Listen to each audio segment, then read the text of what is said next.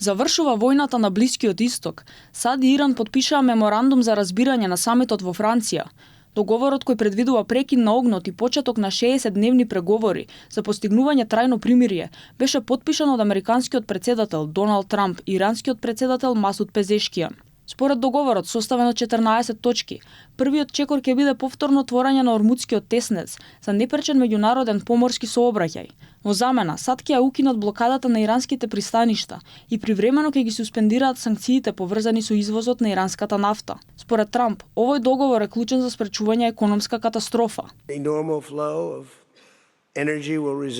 Нормалниот проток ќе се обнови во следните денови.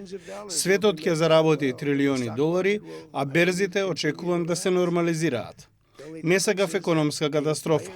Да продолжевме со ова, можеше да се случи.